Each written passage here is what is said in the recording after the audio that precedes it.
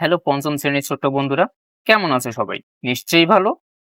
বন্ধুরা, আজকে আমরা বাংলাদেশ ও বিশ্ব পরিচয় বইয়ের প্রথম অধ্যায় নিয়ে আলোচনা করব। এই অধ্যায় নিয়ে এর আগেও আমরা আরো 5টি পর্বের ভিডিও করেছি। তোমরা যারা সেই ভিডিওগুলো দেখোনি তারা অবশ্যই সেই ভিডিওগুলো দেখে নেবে।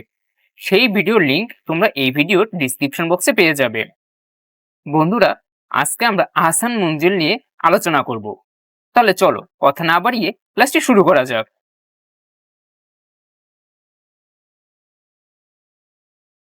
আহসান মঞ্জিল মুঘল আমলে নির্মাণ করা হয়। তাহলে আহসান মঞ্জিল কখন নির্মাণ করা হয়? এটি মুঘল আমলে নির্মাণ করা হয়। বুড়িগঙ্গা নদীর তীরে অবস্থিত। আহসান মঞ্জিল কোথায় অবস্থিত? আহসান মঞ্জিল বুড়িগঙ্গা নদীর তীরে অবস্থিত।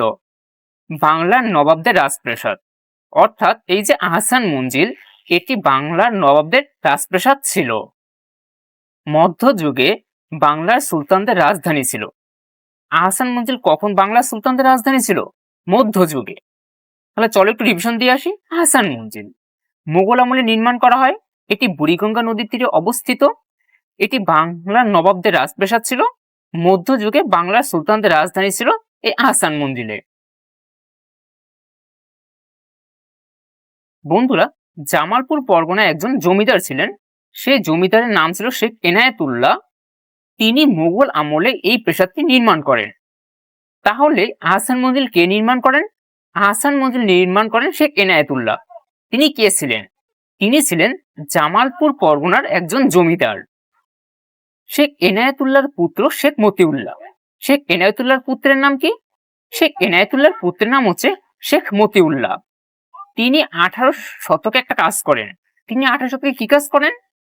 তিনি এই প্রাসাদটিকে বাণিজ্যিক কেন্দ্র হিসেবে ব্যবহারের উদ্দেশ্যে ফরাসি বণিকদের কাছে বিক্রি করে দেন।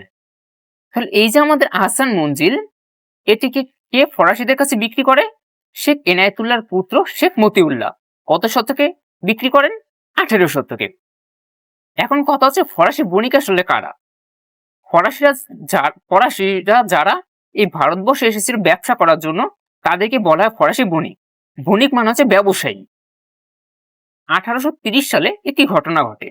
এই ঘটনাটার জন্য দায়ী হচ্ছেন খাজা আলিমুল্লাহ। তিনি এসে কি করেন? এই খাজা আলিমুল্লাহ যখন আসেন, তখন তিনি ফরাসিদের নিকট থেকে এটিকে ক্রয় করে আবার প্রাসাদে পরিণত করেন। অর্থাৎ শেখ এনায়েতুল্লাহর পুত্র শেখ মতিউল্লাহ যেহেতু এই প্রাসাদটি বিক্রি করে ফরাসিদের কাছ থেকে, পরবর্তীতে 1880 সালে খাজা আলিমুল্লাহ আসে এবং এসে তিনি পুনরায় ফরাসিদের কাছ থেকে এটাকে ক্রয় করে এবং এটাকে পুনরায় তিনি কি করেন? প্রাসাদে পরিণত করেন। খাজা আলিমুল্লাহর পরে কে আসে? খাজা আলিমুল্লাহর পরে আসেন খাজা আব্দুল গনি। খাজা আব্দুল গনি এসে কি করেন? খাজা আব্দুল গনি এসে এই প্রাসাদকে কেন্দ্র করে একটি প্রধান ভবন নির্মাণ করেন। এই প্রাসাদকে কেন্দ্র করে প্রধান ভবন কে নির্মাণ করেন? খাজা আব্দুল গনি। এর পরে আসেন খাজা আব্দুল গনির পুত্র। খাজা আব্দুল গনির পুত্র হচ্ছে খাজা আহসানুল্লাহ। এই খাজা আহসানুল্লাহর নাম অনুসারে এই ভবনটির নামকরণ করা হয় আহসান মঞ্জিল। তাহলে চলো বন্ধুরা আমরা একটু রিভিশন দিয়ে আসি। জামালপুর পরগনা জমিদার শেখ এনায়েতুল্লাহ, তিনি মোগল আমলে এই প্রাসাদটা নির্মাণ করেন। শেখ এনায়েতুল্লাহর পুত্র হচ্ছে শেখ মতিউল্লাহ। তিনি আসেন 18 শতকে। 18 শতকে শেখ মতিউল্লাহ কি করেন? তিনি এই প্রাসাদটিকে বাণিজ্যিক কেন্দ্র হিসেবে ব্যবহারের জন্য ফরাসি বণিকদের কাছে বিক্রি করে দেন।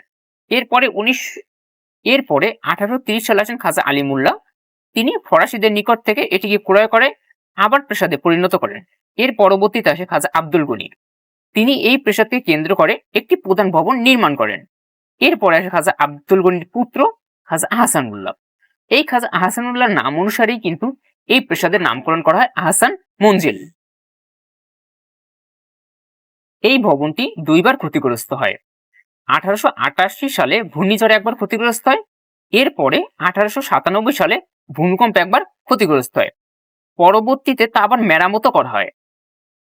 এরপরে 1985 সালে বাংলাদেশ সরকার এই প্রাসাদটির তত্ত্বাবধানের দায়িত্ব নেয় এবং এর প্রাচীন যে ঐতিহ্য সেটি আবার ফিরিয়ে আনে এবং এরপর থেকে বন্ধুরা এটি একটি দর্শনীয় স্থানে পরিণত হয় এবং বাংলাদেশের সহ পৃথিবীর বিভিন্ন দেশের পর্যটকরা এই জায়গাটি ভ্রমণের জন্য আসে।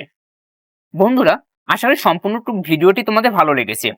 যদি তোমাদের সম্পূর্ণ ভিডিওটি ভালো লাগে তাহলে অবশ্যই একটা লাইক এবং কমেন্ট করবে। আর হ্যাঁ, অবশ্যই তোমরা এই ভিডিওটি শেয়ার করে দিবে, যাতে তোমাদের বন্ধুরা এই ভিডিওটি দেখে উপকৃত হতে পারে। ভিডিওটি সম্পূর্ণ দেখার জন্য সকলকে অসংখ্য ধন্যবাদ।